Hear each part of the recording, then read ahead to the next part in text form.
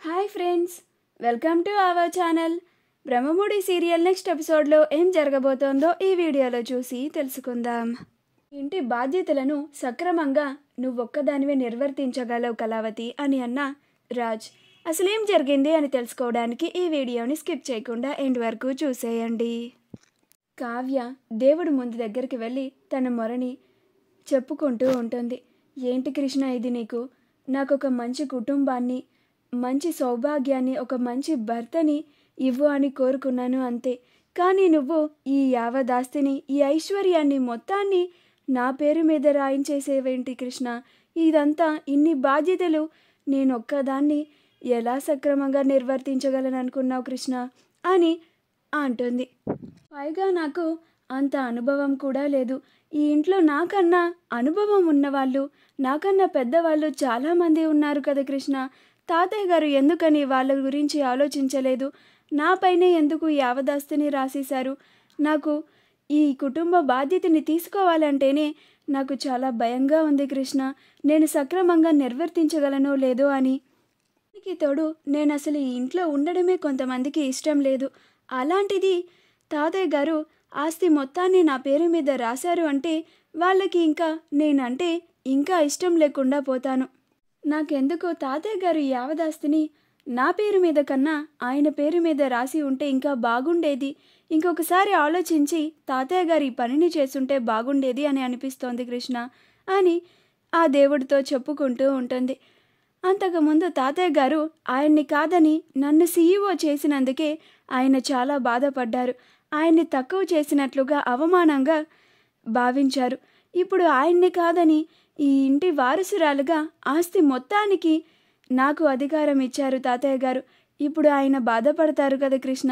ఆయన్ని బాధ పెడుతూ ఉంటే నేను ఈ కుటుంబ బాధ్యతల్ని ఎలా సక్రమంగా నిర్వర్తించగలను చెప్పుకుంటూ ఉంటే అప్పుడే అక్కడికి ఇందిరాదేవి వస్తుంది. అప్పుడు ఇందిరాదేవి వచ్చి, ఏంటి కావ్య, ఏం చెప్తున్నావు మీ కృష్ణకి అని అంటుంది. అప్పుడు కావ్య, ఏం చెప్పుకుంటానమ్మగారు, ఇంత పెద్ద బాధ్యతని తాతయ్య గారు నాకు ఇస్తే నేను ఎలా నిర్వర్తించగలను? నాకు ఇప్పటి నుంచే భయంగా ఉంది. అసలు ఈ ఇంటి మొత్తాన్ని నాకు ఎలా అప్పగించారు? పైగా నాకు అసలు అనుభవం కూడా లేదు, వయసు కూడా లేదు అని అంటూ ఉంటుంది. అప్పుడు ఇందిరాదేవి, నీకు వయసు లేకపోయి ఉండొచ్చు, కానీ ఈ ఇంట్లో వాళ్ళందరికన్నా నీ ఒక్కదానికే ఈ కుటుంబం చీలిపోకుండా, ఈ కుటుంబం అందరూ ఉమ్మడిగా కలిసి ఉండేలా చేయగల సామర్థ్యం నీ ఒక్కదానికే ఉంది కావ్య. అది ఒక్కటి చాలు కదా.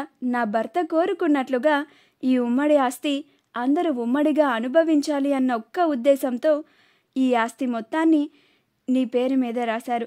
అలా కాదని నువ్వు ఇలా అంటే ఎలా చెప్పు కావ్య? నువ్వు సీఈఓగా ఉన్నప్పుడు మన కంపెనీని ఎంత బాగా చూసుకున్నావో మేము కళ్ళారా చూసాం. నువ్వు ఎంత సమర్థురంతరాలివో, నష్టాల్లో ఉన్న మన కంపెనీకి లాభాలు తీసుకొచ్చినప్పుడే మాకు ఇంకా బాగా అర్థమైంది. మాకే కాదు, అందరికీ అర్థమయ్యింది. నువ్వేం కంగారు పడకు, భయపడకు కావ్య, నీకు తోడుగా మేమంతా ఉన్నాం కదా అని అక్కడి నుంచి వెళ్ళిపోతుంది. రుద్రాని తన గదిలో రాహుల్తో ఇలా అంటూ ఉంటుంది. ఆ ముసలుడు మనకి ఇంత అన్యాయం చేస్తాడని కలలో కూడా నేను ఊహించలేదు రాహుల్ అని అంటుంది. అప్పుడు రాహుల్, అవును మమ్మీ, నేను కూడా అస్సలు ఊహించలేదు. ఎవ్వరికీ తెలియకుండా ఇలా వారం క్రితమే వీలునామా రాయించి ఆ యావదాస్తిని ఆ కావ్య పేరు మీద రాసేశాడంట. ఇక మనకి ఈ ఆస్తిలో ఒక్క ముక్కన్నా వస్తుందా అని అంటాడు. అప్పుడు రుద్రాని, మనకి వాటా ఇవ్వకుండా ఉంటే నేనెలా ఊరుకుంటాను? కాకపోతే ఈ ఆస్తిని పంపకాలు చేయనివ్వకుండా రాశాడు కదా ముసలుడు. ఇంక చచ్చినట్టు ఈ ఇంట్లో ఈ అందరితో కలిసి ఉండడమే.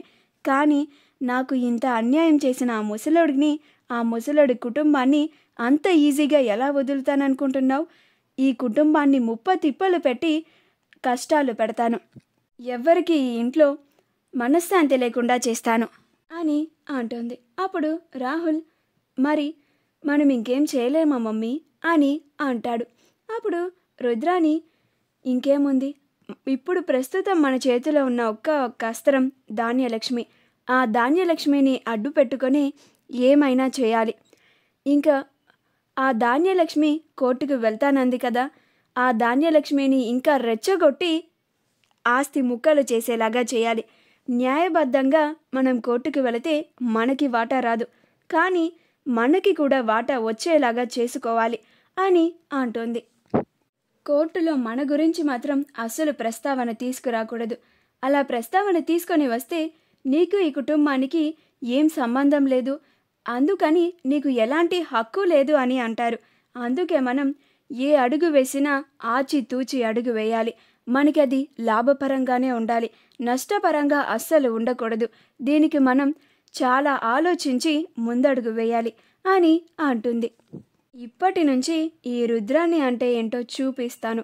వీళ్ళకి ఈ రుద్రాణి అంటే ఏంటో అసలు అర్థం కావడం లేదు కదా, నిరూపించి చూయిస్తాను అని అనుకుంటూ ఉంటుంది. అపర్ణ ఇంటి పత్రాలని, లాకర్ తాళాలని అన్నిటినీ కావ్యని పిలిచి కావ్య చేతిలో పెడుతుంది. ఇదిగో అమ్మ కావ్య, మా మావయ్య గారు నిర్ణయించినట్లుగా ఈ ఇంటి కుటుంబ బాధ్యతలన్నిటినీ నీ చేతిలో పెడుతున్నాను అని అంటుంది. వీటిని నువ్వు సక్రమంగా నిర్వర్తించాలి, ఈ ఇంటిని నువ్వే కాపాడాలి అని అంటుంది. అప్పుడు కావ్య వాటిని తీసుకొని సరాసరి వాళ్ళ గదిలోకి వెళ్ళి రాజ్ ముందు పెడుతుంది. అప్పుడు రాజ్, ఇదేంటి కళావతి, ఈ కుటుంబ బాధ్యతల్ని మా తాతయ్య గారు నీకు అప్పగిస్తే నువ్వు తీసుకొచ్చి నా ముందు పెడుతున్నావేంటి అని అంటాడు. అప్పుడు కావ్య, అమ్మో, ఈ బాధ్యతల్ని నేను మోయలేకపోతున్నానండి. వీటికి అసలైన వారసుడు సమర్థవంతుడు మీరేనండి. నాకన్నా ఎక్కువ బాగా వీటిని మీరే చూసుకోగలరు.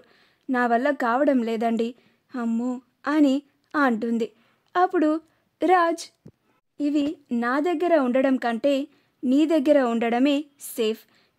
మా తాతయ్య అనుకున్నట్లుగా ఇవి నువ్వు సక్రమంగా నిర్వర్తించగలవు, అందుకే ఆయన ఈ యావదాస్తిని నీ పేరు మీద రాశారు.